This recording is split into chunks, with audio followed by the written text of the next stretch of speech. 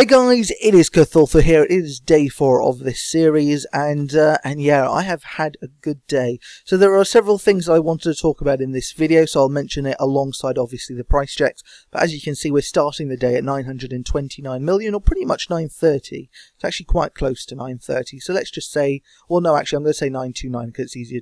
No, it isn't. What am I talking about? If I start at 930, then obviously it's easier to do the math. So let's start at 930. Also, as you can see, this is something that I've been doing lately. Basically, I'm just trying to work out ways of using my brawlers, and yeah, I never thought about it before, but divine locations are perfect for this kind of thing, because obviously there's nothing really you can hunt in the wilderness. I think there's something like red salamanders or something along those lines. Salamanders of some sort anyway, but I don't really want to waste my brawlers doing that. I don't really want to waste my time doing that. It's not really worth it at the end of the day. But yeah, a divine location like whatever it's called, the box trap I think it's called, that was perfect. So as you could see, I mean, sometimes I was getting 4.4k in experience, which is awesome. I think there's one that gives 8.8k, but I think it actually requires you to have bonus experience as well as using the brawlers as well, so it doubles up. So yeah, let's talk about firstly schedule. So I'm starting to get into a rhythm where I'm just recording on the Saturdays, and then I'm editing, I'm doing the commentary, and then I'm actually posting the video on the Sunday. I'm also figuring out a time where I want to start posting these, because I like to upload them with a schedule now that YouTube offers it. I don't know if they've always offered that option, but anyway, I can schedule a video now. So I can upload it beforehand, and then it will just release itself at 7 PM my time on a Sunday. Just FYI, it's British summertime here right now, so that's my 7 PM. I believe that's equal to GMT +1. But yeah, I'm not sure how it works for other countries. I know that like areas like New York, which is EST, Eastern Standard Time, are -5, but I don't know if that's -5 of GMT plus. Sorry, if it's -5 of GMT or -5 of British summertime. But otherwise, I'd just hazard a guess and say 2 PM about Eastern Standard Time, and hopefully wherever you live in the world, you can work it out from either my time or Eastern Standard Time. So that's the first thing. Yeah, I think I'm gonna do that from now on. I'm gonna record on the Saturdays and then actually release the video on a Sunday.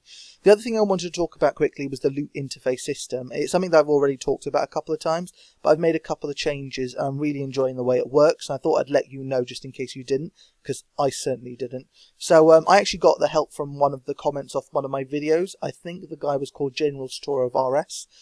So shout out to you for letting me know.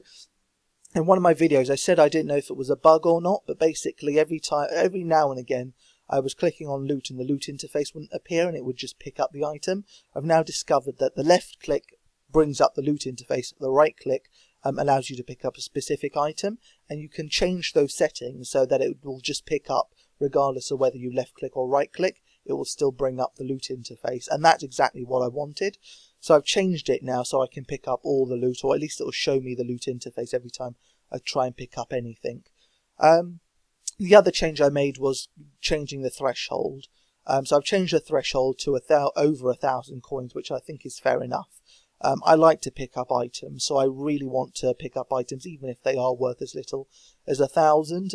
But having said that, yeah, you know, even though I want to hoard as many items as possible, there are some really low price items I would rather stay clear of. And the other thing is, I mean, it's hard to manage inventory sometimes with there obviously only being 28 slots and not wanting to use a yak when I could be using a steel titan. So, you know, more often than not, I need to actually drop items anyway. So I'd rather just not pick up items under 1,000 in the first place.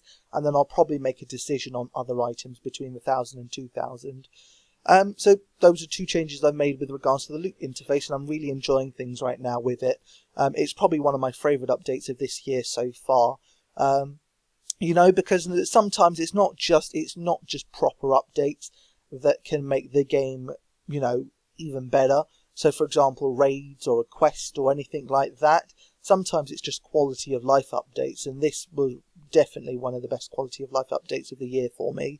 Just like last year, the standout quality of life update was Revolution and Legacy and whatever else. Don't really use Legacy, but still, I mean, I know a lot of people do, and I appreciate so many players coming back to play the game now that they had reversed it from EOC to all these multitude of options, and yeah, so you appreciate both as a player who would rather prefer to use an option like Revolution, but you also appreciate the other modes because it still brought players back to the game.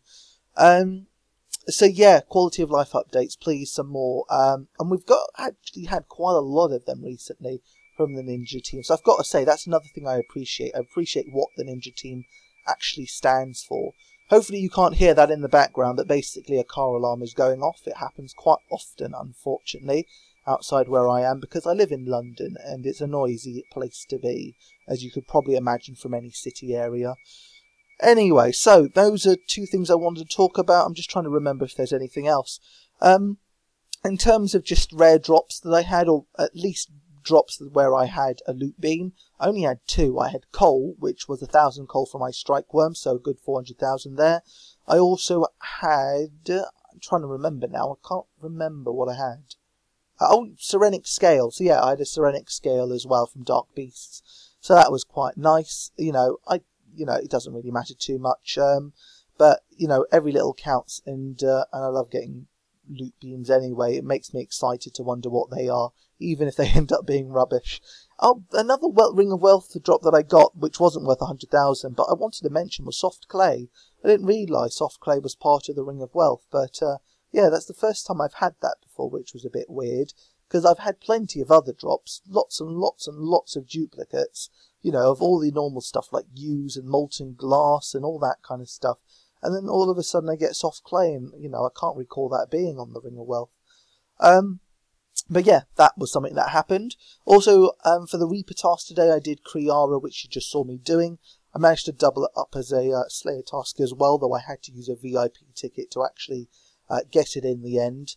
It just turned up as you know, an option as the second task, and I thought, yeah, why not? Let's kill two birds with one stone. Another thing is, I can't remember what the total is now, but I must have hit my 50th Slayer task within a certain amount, so I got 300 Slayer points for that. And I've been using a hell of a lot of Slayer points recently, so it's nice to finally get some back now and claw my way back up.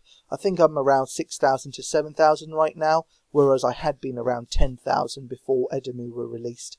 And I think I just, I used so many on trying to get bosses for pets, so boss tasks in order to get pets. I also, well, not in order to get pets, but to make killing those bosses a little bit easier, with the goal of actually getting pets, which never really matured into anything. I also skipped a lot of tasks to get Edamu, and recently I must have spent about 1,000 points trying to get rune dragons, and I never got a single one, which was incredibly annoying. That also brings me on to why I'm slaying. So I'm not just slaying for the sake of it. I'm slaying also because I want to kill more rune dragons and addy dragons, but I never get the tasks. I've only had it once, and I think I forgot to prefer it. But even then, I mean, it was supposed to be a task that you got more often 2 weeks after the release, but I just never got any, and I'm really quite annoyed about that.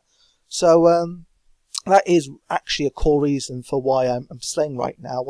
I like to experience these new updates a little bit more, and this is one I want to experience more, even though I know, you know, in the long run it won't make too much of a difference. It'll just become an everyday task at some point, but still I want to get more than one of those tasks, and it's just not happening for me right now. The other thing I want to mention, and actually again going back to the loot interface, I'm starting to prefer tasks depending on how the loot interface works there. It really all comes down to how densely populated what I'm killing is. So for example, there are so many dark beasts down in the Temple of Light, and it means that you can kill, you know, several of them and pick up all their drops in one go. And I love tasks like that, whereas tasks like grot worms are really annoying because they're sparsely populated, so you can only really pick up each drop one at a time, and then you have to run a bit to get your next drop and your next drop and your next drop, and it's quite annoying. So I think I might stop doing grot worms for now, even though they're good money. I think I might stop them for that reason. Anyway, this video is coming to an end now. The car alarm is going off again, for God's sake. So yeah, firstly, in terms of how much we ended on, the last real price check I did came out at 944 million, which is a 14 million increase. I probably gained at least a couple more million after that, without price checking it, or rather using the wealth evaluator. So I think it's fair to say that I finished the day on 16 million. I think that is a fair thing to say. However, what did happen, and the reason I say I'm not entirely sure, is because when I did do a price check as what was supposed to be the end of the day, it came out at 966. So obviously, you know, I didn't just gain that amount of money out of nowhere. There must have been a grand exchange update that affected me positively. So I ended up with 966 million.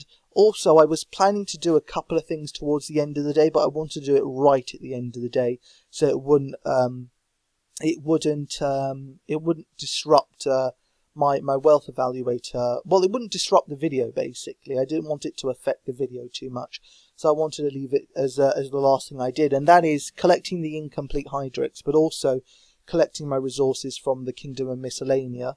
I think it was probably about 2 weeks worth of Kingdom of Miscellanea, and obviously, you know, well, the incomplete Hydrix, which was worth 17.7 mil, I think I sold it for.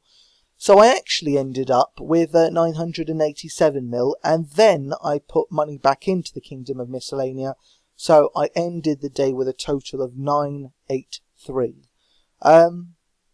And yeah, that's one thing that Jagex need to fix, because that's clearly not supposed to happen. It really should include, the wealth evaluator really should include the money that is in your Kingdom of Miscellanea, but it doesn't for some reason, so that's something they've got to fix. So you could say 987, you could say 983, it doesn't make too much of a difference, I guess. But there you go, guys. So until next time, I'll see you around.